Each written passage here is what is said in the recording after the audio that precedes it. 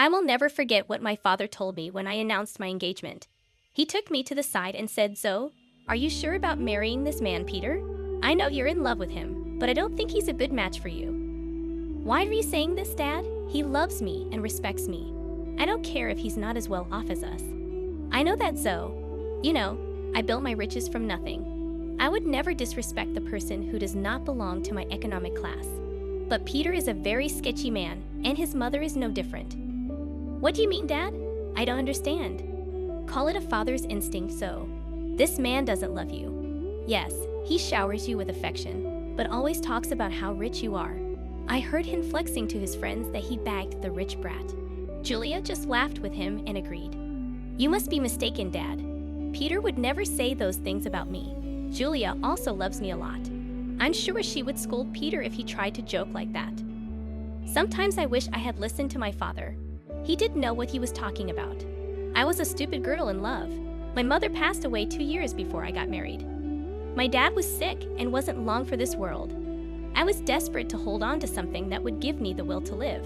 Peter and Julia became those people. My dad was a rich man. He made a series of good investments that made him very financially well off. I worked hard at my job and got a moderate salary as well. All in all, we were pretty comfortable in life. My husband Peter and his mom Julia weren't that well off. Yes, Peter did earn more than me, but he came from a very humble background. His field wasn't good enough to make him a millionaire. Peter did hold some resentment towards it. He and Julia liked sophisticated and expensive things. He often complained about not having enough money. I was always glad to help them out with the little allowance my dad gave me. I even let Peter and Julia move into my house after marriage, but neither Peter nor Julia were happy with my house. They said, "It's such a shame that you live in a small house. Your dad literally lives in a mansion. How come you bought such a small townhouse?" "I don't earn a lot, Peter. Dad lives in a mansion because he has lots of money. I'm a simple office employee earning a moderate salary. This house was difficult for me to buy as well. Dad helped me out with the down payment." "Well, if he helped you out, he should have got you a better place. I'm sure your mom had left him something to give you when you became older." "I'm not entitled to anything, Julia. Whatever my mom left behind is my dad's now. She died suddenly, so there was no will. I don't mind if I don't get anything. I'm happy with the way things are." "That's a ridiculous thing to say, Zoe. I sure would have loved to inherit a lot of money. You know what? Your dad should trade houses with us. He lives alone, so he doesn't need the space anyway, right, Mom?" "Yeah, Peter's right, so. You can ask." "Absolutely not. That house is my dad's, and he deserves to live comfortably as long as he is alive." "Well, he will be alive for long now that he's sick.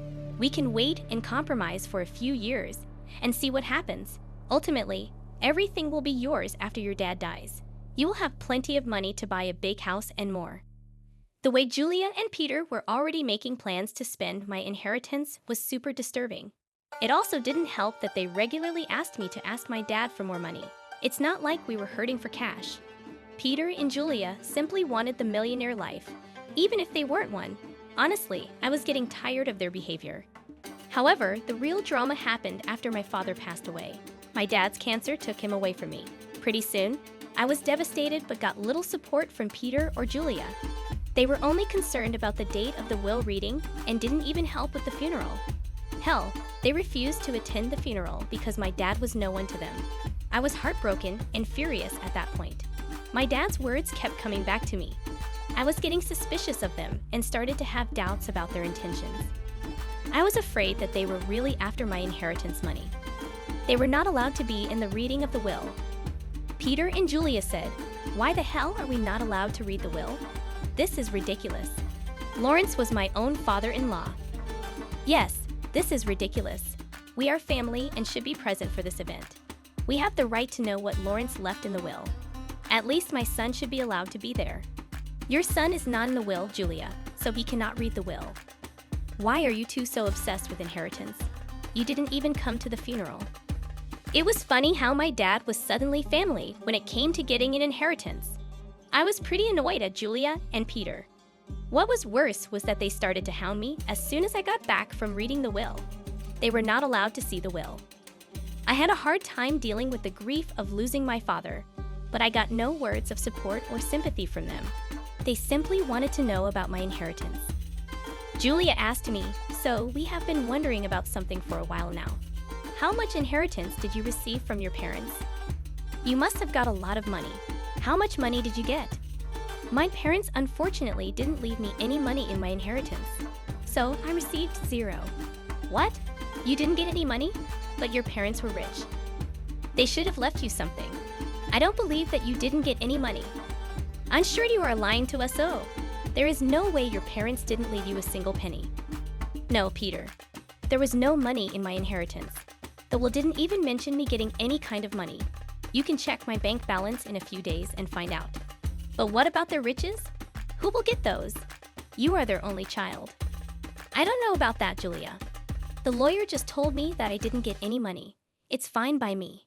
It was my parents' money, and it's up to them who they would give it to. That is ridiculous. You need to fight for the money. It should be yours. There is no money, Peter. They didn't have much money in the end. Whatever was left was given to charity. They have been planning this for a while now. Julia and Peter looked very pissed by what I said. I had no idea why they were being this weird about my inheritance. I almost told them the full details, but something stopped me from doing it. There was this creeping doubt in my mind that my husband and mother-in-law were up to something. I waited for them to digest the news. When Julia and Peter kept pressuring me for more information, I put my foot down. I told them firmly that I didn't get any money and even offered to show them my account in a few days. Well, a month passed and nothing showed up. In the meantime, Peter grew very restless and stopped being affectionate with me. He was always checking my account and constantly hounding me for information on my inheritance. I was starting to see where this was going. Finally, one day, I decided to put an end to it. I showed them my bank statements and said, "See, I told you that I didn't receive anything. I'm not hiding any secret inheritance money from you. Do you believe me now?" Wow, our years of hard work just went down the drain then. So his parents weren't rich, and she didn't even get $100 in the will. This is ridiculous. I can't believe this. I can't believe this either, Mom. I stayed in this marriage for nothing. I married Zoe for nothing. It was all a waste of time. What the hell does that mean, Peter? Why are you talking like this? Why do you think he's saying these things, Zoe? Who the hell would marry you without thinking about the money? My son simply married you so that we can bank on your inheritance. Now I see that you didn't even get a penny. I can't believe I wasted 5 freaking years on a useless girl like her. I could have done so much better. I was stunned to hear them speak that way about me. I could finally tell that Peter married me for money. My parents were right about him and his mom. They were freaking gold diggers. I was so freaking done with my husband and mother-in-law. I was breaking inside, but what they said next turned me into stone. Julia looked at Peter solemnly and said, "What is done, Peter. But now it's time for you to divorce Zoe. There is no reason why you should stay with her anymore. You will have time to find a new rich wife. This time, we will make sure she actually has some money to her name." Are you freaking kidding me, Julia? You are asking Peter to divorce me over money. Peter, are you going to listen to her? Of course, I would listen to her, Zoe. I married you so that I and my mom could have a comfortable life. We grew up poor, and I didn't even go to college. I had no way of earning a lot of money.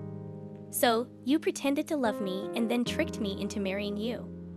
You thought that my parents would give me lots of money that I would readily share with you. Yes, that's what I thought. It was the only way I could give my mom the life she wanted. But now I see that my efforts were in vain. Mom's right. I need to divorce you and keep looking. I was stunned by what Peter said. He said those things so nonchalantly that I started to question my own sanity. Julia and Peter went on to express their frustration at my marriage and myself. I didn't hear a word after a while. I was too busy coming to terms with what they just threw at me. Their total lack of reaction and Peter's sudden shift in behavior were both depressing and angering to me. After a point, I was so mad that I wanted to scream and throw things. However, I didn't do any of that. I calmly said, "Okay then, Peter. If a divorce is what you want, you will get it. I was never the one to say no to your demands. I might as well give in to your demand now as a last favor. So, you will agree to a mutual divorce. It'll save us both a lot of money. By the looks of it, You don't have much to go on anyway. Don't think of this as an opportunity to get alimony from my son. We will fight you tooth and nail before you give up that dream. You better preserve your lawyer fees and agree to a mutual divorce. It'll be best for you. You're right. I don't have a lot of money right now, so I decided something. I will agree to a mutual divorce, but you have to sign a clause saying that we won't share any of our assets with each other. That's not a problem at all. You don't have much, and neither do I at the moment. If you can forego alimony, I'll agree to sign a divorce and won't claim anything from you. Me and Peter discussed the details of the divorce and made sure we were on the same page. I could see that Julia and Peter were both happy about me not making a fuss out of the divorce. I guess they didn't expect me to be so calm about it. Truth be told, ever since that day, I have been crying on my way to and from work. I used to sit in the parking lot of my office and cry for an hour before and after work. Peter never noticed my puffy eyes or even asked why I was leaving early for work and coming home late. Julia didn't even bother looking at me after she discovered that I had no money. All of their behavior just made me even more determined to get out of the marriage as soon as possible. I actually had Peter and Julia move out of my house to a rented space in the neighborhood. They soon settled in while we waited for the divorce to finalize. True to his word, Peter didn't demand a share of my house. I also didn't ask for alimony. In his eyes, it was a fair deal. Well, he had no idea just how far I made things out to be. He came to know about it on the day our divorce was finalized. I went over to his new rented space to drop off my wedding and engagement ring. So, I just wanted to return these to you since the marriage only brought bad times in my life. I don't want to have any memory of it. Are you sure you want to return it? I mean, you might need the money after all. It's so funny, you know so. You must have laughed at our poverty before. Look where you are now. My son is being generous in giving you the rings. You might need to sell them when your stupid job doesn't pay enough. We want Mr. Rings. They're cheap ones anyway. What would I need to sell the rings for, Money Julia? You don't have to be embarrassed. So we already know how your parents didn't leave you anything. I guess they lost everything due to poor financial decisions, leaving their daughter destitute. At that point, I laughed very loudly in her face. Julia looked confused, and so did Peter. I could tell that Peter was somewhat annoyed by his mother's behavior, and he was also surprised at my laughter. Julia said, "Why the hell are you laughing so? Did I say something funny?" It's freaking funny how you think I'm destitute, Julia. It's also funny that you think my parents lost all their fortune. Well, of course, you're destitute. Your parents didn't even leave you a penny. They surely messed up and ruined your life by not leaving you an inheritance. I never said that I didn't get an inheritance, Julia. I simply told you that I didn't get any money. My parents did, in fact, leave me plenty of inheritance. What the hell does that mean? You have an inheritance. I'm so confused. My parents could see you and Julia for the little gold diggers you two are. So they made a secret clause in their will. It said that I would receive no monetary inheritance. Instead, I was given this entire neighborhood as my inheritance. What? You own this neighborhood now. How is that possible?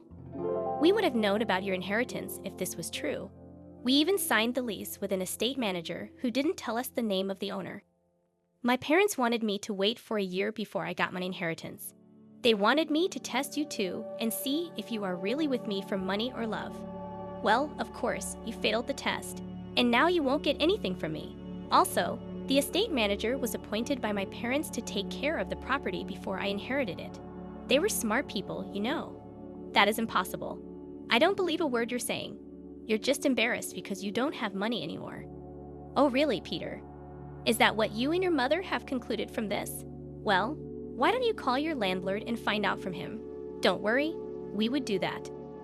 Then everyone will see just what a big liar you are. Julia and Peter called their landlord and asked about what I said. Since their landlord was the estate manager, he told them everything. Julia and Peter were stunned. They looked really panicked. After cutting the call, they said, "You lied to us. You tricked us into thinking that you don't have anything, but you own the entire housing society now. How dare you trick us so? You wanted all your riches to yourself, so you tricked Peter into divorcing you and made him sign papers that he wouldn't claim anything from you." I laughed at their audacity to turn this one on me. It was finally dawning on them that they had messed up royally, and now it was time for some sweet karma. I said, "It's funny you accused me of tricking you too, Peter. You tricked me into marrying you by telling me that you love me. Julia, you helped your son in this plan, and you were the one to tell him to divorce me. If anyone here was being a scammer, it was you two. As for my inheritance, you asked me how much money I got, and I answered truthfully. This was all a misunderstanding. So, what happened is in the past. Why don't we just try again in the new light? We did spend 4 years together. It would be a shame to throw it away. So now you want me back in your life. Funny how you were desperate to start afresh with a new girl. I hear that you are already seeing someone rich. Don't worry, I'll inform her about what a snake you are." Peter and Julia started to beg me not to mess up this new relationship. Peter told me that since I wasn't ready to give him another chance, I shouldn't mess up his future. I told him to freak off. Also, I informed them that I will kick them out once the property is transferred to my name. They panicked at that and started to beg me even more. In the weeks that followed, Julia and Peter showed up at my house to beg me to forgive them. Peter and Julia already have an eviction on their record, so it is unlikely anyone would give them rent.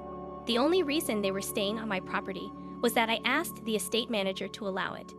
I also called Peter's new victim and told her everything. She was horrified by what Peter and Julia did and broke up with him instantly. She even showed me the texts. After this fiasco, Peter and Julia beat down my daughter, called me names. I promptly called the police and had them off my property. After I got my inheritance in my name, I kicked them out very swiftly. They didn't expect me to go through with the threat. They did show up on my property again, and the police were called. The cops gave them a stern warning, and I filed for a restraining order. Turns out the entire town knew about what happened. They were essentially disowned by friends and had to leave the city to start afresh. Meanwhile, I'm enjoying my new wealth and am finally free from gold-digging leeches.